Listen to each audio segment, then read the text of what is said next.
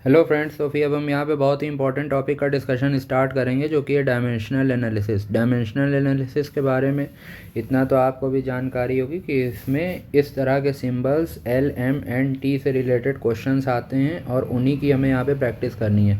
तो बेसिकली एक लाइन की डेफिनेशन इस टॉपिक से रिलेटेड थोड़ा देख लेते हैं। क्या कहती है कि जितनी भी फिज़िकल क्वांटिटीज़ हैं, ऑल फिज़िकल क्वांटिटीज़ जैसे कि force, area, volume, pressure can be written, जितनी भी फिजिकल क्वांटिटीज़ हैं उनको किस फॉर्म में लिख सकते हैं? In terms of dimensions of length, mass and time. इन तीन की डायमेंशन में हम सारी फिजिकल क्वांटिटीज़ को एक्सप्लेन कर सकते हैं। उसके बाद यहाँ पे कुछ डायमेंशनल फार्मूला दिया गया है, dimensional formula and SI unit of some mechanical quantities. तो एरिया, जैसा कि आप जानते हैं, एरिया होता है length into breadth, length into breadth, और ये दोनों ही किसकी यूनिट हैं? ये दोनों ही लेंथ की यूनिट हैं। तो इसका जो डायमेंशनल फार्मूला होगा वो होगा L क्रॉस L, और इसका जो डायमेंशनल फार्मूला फाइनली तैयार होगा वो इन दोनों का जो पावर है 1 1 दोनों ऐड हो जाएगी, तो आंसर आ जाएगा L स्क्वायर। सिमिलरली वॉल्यूम का हो जाएगा L क्यूब। डेंसिटी, जैसा कि आप जानते हैं, डेंसिटी का फॉर्मूला होता है मास अपॉन वॉल्यूम। तो मास के लिए m एंड वॉल्यूम के लिए L क्यूब। अभी जैसा कि आपने ऊपर देखा, वॉल्यूम के लिए L क्यूब, तो L की पावर पॉजिटिव में थी नीचे, जब ये ऊपर जाएगी तो फिर ये निगेटिव में आ जाएगी। और t यहाँ पे चाहे तो ज़ीरो मेंशन करें या फिर आप t ना भी लिखें, कोई इशू नहीं है। स्पेसिफिक ग्रेविटी की बात आई तो आपको पता होना चाहिए कि स्पेसिफिक ग्रेविटी रेशियो है। देखिए, ऊपर भी डेंसिटी है, नीचे भी डेंसिटी है, तो रेशियो की कोई पर्टिकुलर यूनिट नहीं होती है। स्पीड या फिर वेलोसिटी, स्पीड और वेलोसिटी का आप फॉर्मूला जानते हैं, क्या होता है? डिस्प्लेसमेंट या फिर डिस्टेंस अपॉन टाइम। डिस्प्लेसमेंट या डिस्टेंस के लिए आप मेंशन करेंगे L लेंथ के लिए, एंड टाइम के लिए T। तो यहाँ T की पावर नीचे पॉजिटिव में, जब ऊपर जाएगी तो ये पावर हो जाएगी निगेटिव, तो LT इनवर्स। और ये हो गई इसकी SI यूनिट, मीटर पर सेकेंड। ये हो गई इसकी SI यूनिट ऑफ वेलोसिटी। अब बात करते हैं लीनियर मोमेंटम की। तो लीनियर मोमेंटम का फॉर्मूला आपको पता है, मास इनटू वेलोसिटी। मास के लिए m, वेलोसिटी के लिए LT माइनस 1। तो ये फाइनली फार्मूला बन जाएगा MLT की पावर इन्वर्स, MLT की पावर इन्वर्स। और इसकी SI यूनिट क्या है? kg मीटर पर सेकेंड। इम्पल्स होता है फोर्स इनटू टाइम। फोर्स की यूनिट होती है MLT minus 2 into T for time. तो ये यहाँ पे t की पावर -2 है, यहाँ की पावर +1 है, तो -2 + 1 कितना हो जाएगा? -1 हो जाएगा। तो आंसर आ जाएगा MLT -1। बेसिकली आपको देखिए, अब यहाँ आती है फोर्स अपॉन एरिया। प्रेशर की यूनिट यहाँ पे क्या होती है? फोर्स की होती है MLT -2 upon L2 ML -1 T -1। ये हो गई इसकी SI यूनिट। यहाँ पे बेसिकली आपको ये कॉन्सेप्ट समझना है कि डायमेंशनल फार्मूला, किसी भी फिजिकल क्वांटिटी का डायमेंशनल फार्मूला निकालने के लिए आपको उसका डायमेंशनल फार्मूला रटने की ज़रूरत नहीं है। आप कितने फार्मूले रटेंगे? MLT -2, आप ज़िंदगी में कंफ्यूज हो जाएंगे। लेकिन आप जब उसका ये फार्मूला याद रखते हैं, मेन उस फिजिकल क्वांटिटी का फार्मूला, फोर्स, प्रेशर का फार्मूला क्या होता है? Force upon area. इम्पल्स का फार्मूला क्या होता है? Force into time. अब फॉर एग्जांपल हम यहाँ पे एक फिजिकल क्वांटिटी जैसे ले लेते हैं, उससे आपको एक्सप्लेन करते हैं। एक एग्जांपल हमने ले लिया,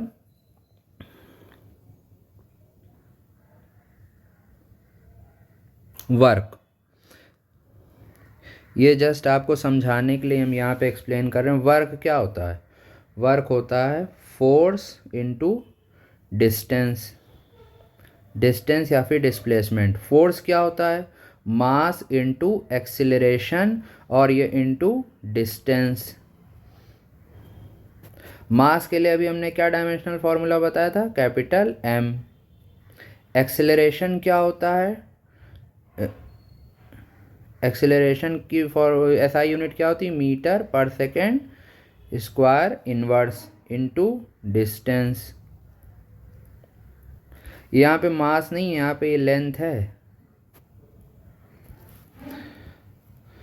तो M और लेंथ के लिए यहाँ पे लिख देंगे L, और यहाँ पे S की जगह टाइम की यूनिट लिखेंगे T, और T की पावर इनवर्स इनटू, यहाँ पे डिस्टेंस के लिए फिर से लिख देंगे L।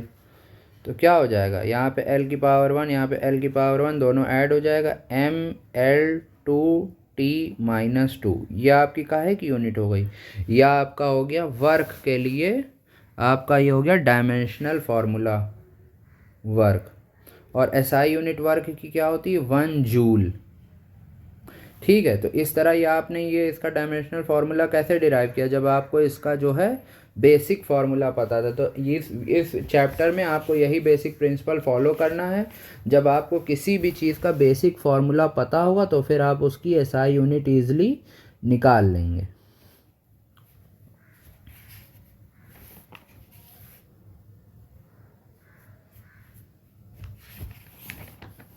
अब आगे यहाँ पे हम कुछ सवाल लगा लेते हैं। क्वेश्चन नंबर 1 देखते हैं।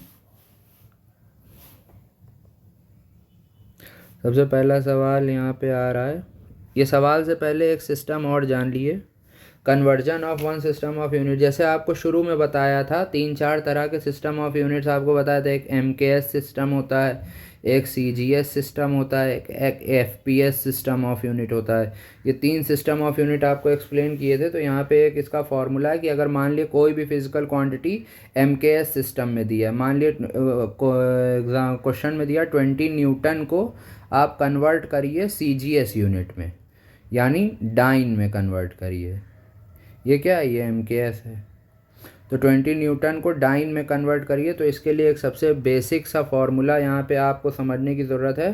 फॉर्मूला है N1U1 इक्वल टू N2U2। यहाँ पे जो आपका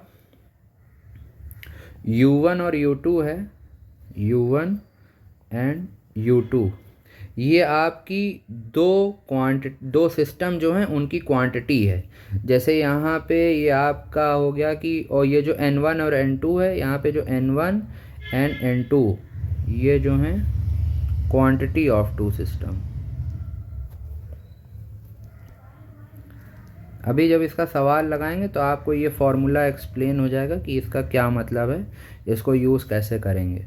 और ये जो हैं ये 2 सिस्टम्स। इसका सबसे पहले एक सवाल देख लेते हैं, उसी से आपको ये समझ में आ जाएगा। क्वेश्चन नंबर 1 यहाँ पे कह रहे हैं कन्वर्ट 1 न्यूटन टू डाइन। अभी आपको फॉर्मूला यूज़ करना है N1U1 equal to N2U2।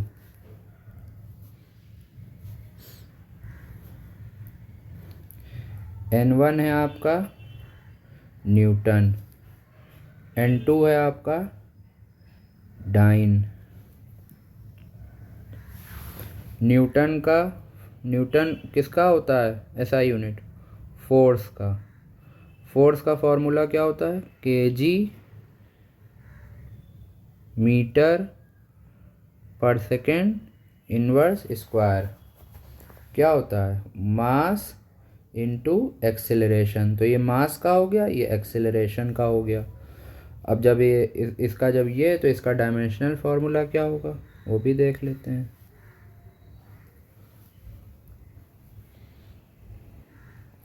Mass LT-2, ये हो गया आपका N1।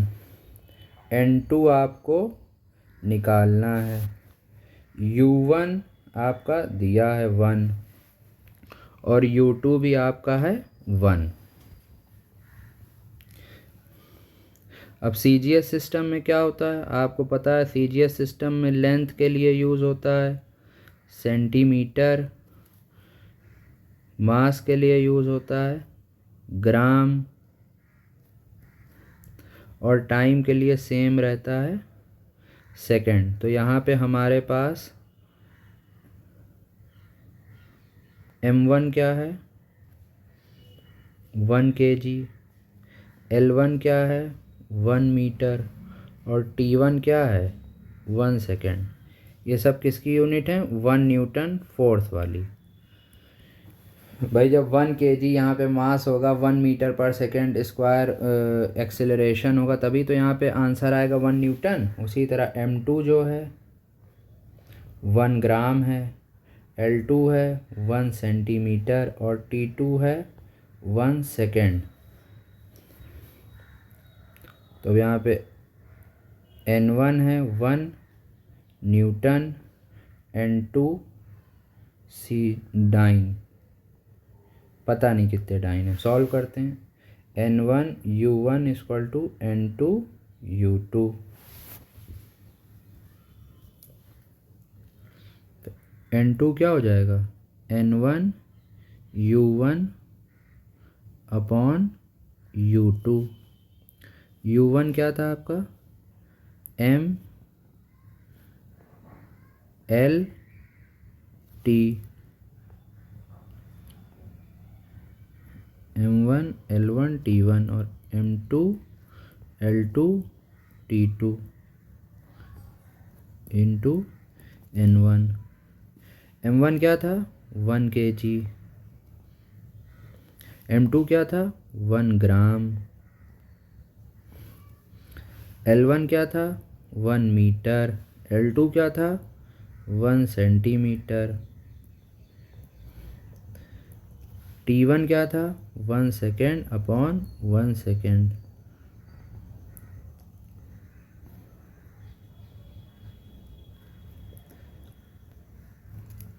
और दोनों की पावर क्या थी -2।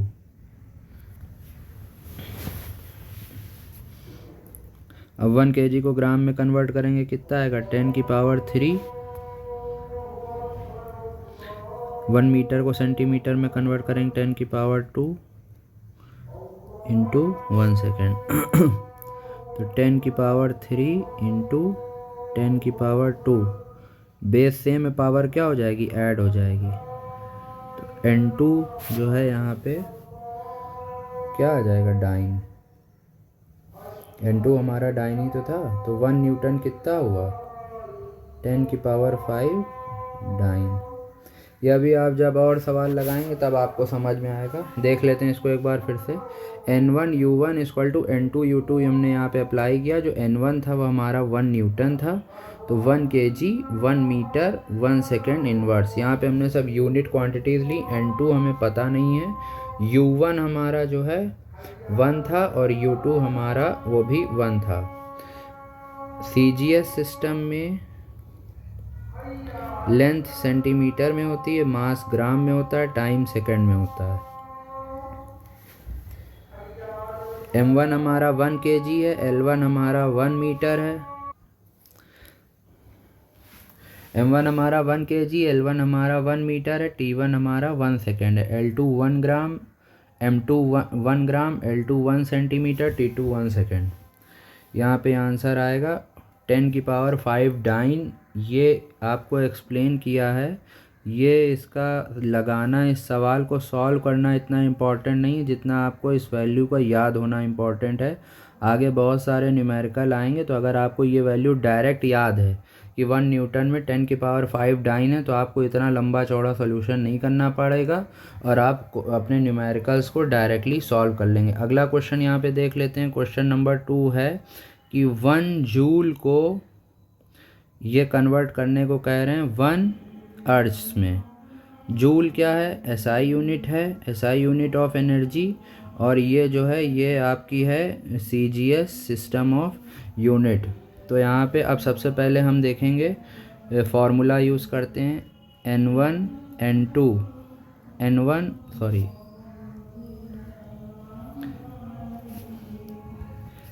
N1 U1 equal to N2 U2। तो फिर N2 क्या हो जाएगा, N1 U1 अपॉन U2। इसको फर्दर डिराइव कर सकते हैं N1 M1 अपॉन M2। जो भी पावर वो होगी वो A, L1 अपॉन L2। यहाँ पे पावर जो भी होगी B, T1 upon T2, power जो भी होगी C। इसी फॉर्मूले पे इस सवाल को सॉल्व करेंगे। एनर्जी का फॉर्मूला क्या होता है SI यूनिट में, आपको पता है एनर्जी होती है फोर्स इनटू डिस्प्लेसमेंट। मतलब फोर्स की होती है newton into newton metre. Newton होता है, फोर्स होता है mass into acceleration into displacement. ये देखिए हम आपको एकदम हर चीज़ डिराइव करे दे रहे हैं ताकि आपको ये न लगे मास के लिए कैपिटल M यूज़ करेंगे, एक्सेलरेशन के लिए LT-2 और डिस्प्लेसमेंट के लिए L। तो इसका जो फॉर्मूला बनेगा वो mL2T-2। ये हमारा हो गया एनर्जी का फॉर्मूला जूल में। तो यहाँ से हमने देखा जो हमारे A की वैल्यू है वो है 1, B की वैल्यू है 2 और C की वैल्यू है -2। अब हम यहाँ पे सॉल्व कर लेंगे। अर्स में कितना हो जाएगा, M1 M1 M2 into power 1 upon L1 upon L2 power 2 और T1 अपॉन T2 पावर -2। अभी यहाँ पे हमारा M1 कितना था, M1 था हमारा 1 kg, L1 था हमारा 1 मीटर, T1 था हमारा 1 सेकेंड और N1 था हमारा 1 जूल। M2 है हमारा 1 ग्राम, L2 है हमारा 1 सेंटीमीटर, T2 है हमारा 1 सेकेंड और N2 जो है नंबर ऑफ अर्ट्स, यही निकालना है। तो फॉर्मूला हम पुट करेंगे N2 = N1 M1 upon M2 into A L1 upon L2 power B T1 upon T2 power C। अब यहाँ पे वैल्यूज़ पुट कर देंगे। क्या देखते हैं, 1 kg अपॉन 1 ग्राम, इसकी पावर A की जगह क्या थी, पावर 1, और 1 मीटर अपॉन 1 सेंटीमीटर, यहाँ पे पावर कितनी थी 2, और यहाँ पे 1 सेकेंड अपॉन 1 सेकेंड, ये हमारा जो है ये कट जाएगा। 1 किलोग्राम को अब ग्राम में कन्वर्ट करेंगे, कितनी आ जाएगी वैल्यू, 10 की पावर 3 1, और इधर 1 मीटर को सेंटीमीटर में कन्वर्ट करेंगे 10 की पावर 2, और ये बाहर भी पावर 2 लगी है, तो क्या हो जाएगा 10 की पावर 3 इंटू ये 2 से 2 मल्टीप्लाई हो जाएगा 10 की पावर 4, यहाँ पे बेस सेम है, पावर ऐड हो जाएगी 10 की पावर 7 अर्ट्स। तो इसका मतलब क्या हुआ, 1 जूल = 10 की पावर 7 अर्ट्स। अब ये सवाल भी आपको यहाँ पे जस्ट इसलिए सॉल्व किया ताकि आपका कॉन्सेप्ट थोड़ा सा मजबूत हो जाए, लेकिन अगर आप इस वैल्यू को डायरेक्ट याद रख सकते हैं तो और अच्छा है, क्योंकि इस पर डायरेक्ट आपका सवाल आता है। इसको एक बार फिर से देख लेंगे। एनर्जी की फोर्स इनटू डिस्प्लेसमेंट मतलब न्यूटन मीटर, न्यूटन का मतलब होता है फोर्स होता है मास इनटू एक्सेलरेशन, तो मास के लिए m, एक्सेलरेशन के लिए LT-2, डिस्प्लेसमेंट के लिए L। टोटल फार्मूला जो बनेगा mL2T-2। यहाँ पे a इसकी पावर जो होती है वो a होती है, इसकी पावर जो होती है वो b होती है, इसकी पावर जो होती है वो c होती है। ये हम फार्मूला पुट करेंगे जो कि आपको बताया था ऊपर हम यूज़ करेंगे। ये फार्मूले का हमने यहाँ पे यूज़ किया और यहाँ पे हमने 1 जूल में कितने अर्ट्स होते हैं वैल्यू निकाल ली। अब इसके बाद हम अगला सवाल देखेंगे। अगला सवाल हमारे पास है, इस चैप्टर से ज़्यादातर आपके कुछ इस टाइप के, ये यूनिट 1 में आपको कुछ इस तरह का ख़ास सवाल नहीं आना है, लेकिन बस इस तरह के सवाल हैं कि जिससे आपका दिमाग के कॉन्सेप्ट्स खुल जाएं। अब एक एग्ज़ाम्पल ले लेते हैं, ये एनसीईआरटी का सॉल्व्ड एग्ज़ाम्पल है, थोड़ा एक क्वालिटी क्वेश्चन है। इसमें ये कह रहे हैं check the equation that dimensionally correct. Dimensionally correct का मतलब क्या है कि हम दोनों साइड का डायमेंशनल फार्मूला मिलाएंगे, अगर डायमेंशनली करेक्ट है तो बता देंगे कि इक्वेशन जो है करेक्ट है। इक्वेशन क्या दी है, ½ mv² = mgh। यहाँ पे आपको सबको पता है ये हमारा काइनेटिक एनर्जी का फार्मूला है, और ये जो mgh हमारा फार्मूला है, यहाँ पे g जो है जी है acceleration due to gravity, gravitational acceleration. Small G जो है ये ग्रेविटेशन वाला एक्सेलरेशन ड्यू टू ग्रेविटी है, ये हमारी हाइट है, ये हमारा मास है। ये आपको काहे का फॉर्मूला, ये हमारा पोटेंशियल एनर्जी का फॉर्मूला है और ये हमारा काइनेटिक एनर्जी का फॉर्मूला है। तो ये कह रहे हैं कि इसको चेक करिए कि डायमेंशनली ये जो बीच में इक्वल टू का साइन लगा है सही है कि नहीं सही है। तो सबसे पहले हम लेफ़्ट हैंड साइड ले लेते हैं LHS। LHS में हमारे पास क्या है, हाफ mv²। हाफ तो एक कांस्टेंट है तो इसको हटा देते हैं, कांस्टेंट की कोई डायमेंशनल वैल्यू नहीं होती। m is relatable for mass, तो ये मास है। और ये वेलोसिटी, वेलोसिटी आपको पता है वेलोसिटी का फॉर्मूला होता है मीटर पर सेकेंड इनवर्स, तो ये क्या है, ये उसका स्क्वायर है। तो मास के लिए डायमेंशनल फार्मूला हम यहाँ पे लिखेंगे m और वेलोसिटी के लिए यहाँ पे लिखेंगे LT-1 और ये उसका स्क्वायर है। तो ये क्या फार्मूला हो जाएगा, mL2, जब स्क्वायर ओपन करेंगे तो l की पावर 2 हो जाएगी और T-2, ये हमारा हो गया LHS। अब RHS लेते हैं। RHS में हमारे पास क्या था, mgh, m for mass, g for acceleration due to gravity और h फॉर हाइट। तो अब सबको हम यहाँ पे इसकी वैल्यूज़ पुट कर दें। मास के लिए हम लिख देंगे m, एक्सेलरेशन के लिए यहाँ पे लिखेंगे LT-2, बीच में मल्टीप्लाई साइन, और h के लिए l। ये हमने डायमेंशनली फार्मूला लिखा। तो अब इसको अगला स्टेप लिखेंगे। यहाँ पे l और l बेस सेम है तो पावर क्या हो जाएगी, mL2T-2। तो ये क्या है, RHS। ये इक्वेशन 1 है, ये इक्वेशन 2 है। हमने इक्वेशन 1 एंड 2 से क्या देखा, फ्रॉम 1 एंड 2, इन दोनों इक्वेशन से हमने क्या देखा, LHS इक्वल टू RHS।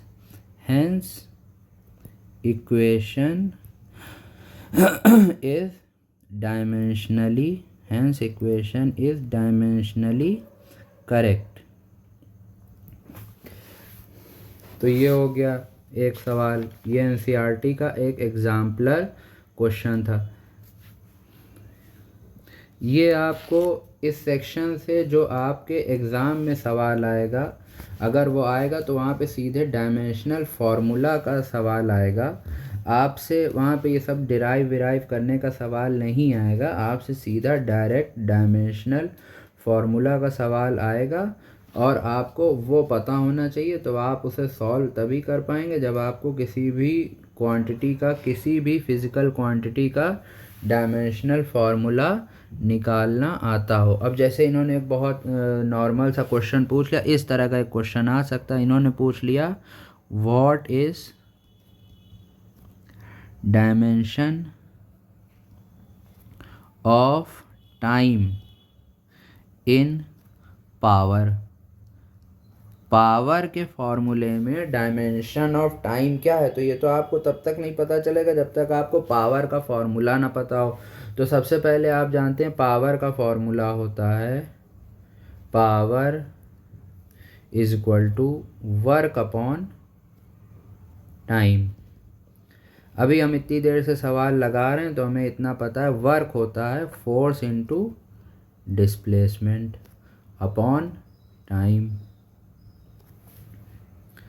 तो फोर्स का डायमेंशनल फार्मूला क्या है, mL_T-2 into L upon T। यहाँ पे T की पावर प्लस है, ऊपर जाएगी निगेटिव हो जाएगी, और इसमें L और L की पावर बेस सेम है तो पावर ऐड हो जाएगी। तो फाइनल डायमेंशनल फार्मूला क्या बनेगा, mL2T-3। तो यहाँ पे पावर के फॉर्मूले में डायमेंशन ऑफ टाइम क्या है, -3। क्या पूछ रहा, what is dimension of time in power. तो पावर के फॉर्मूले में डायमेंशन ऑफ टाइम क्या है, -3।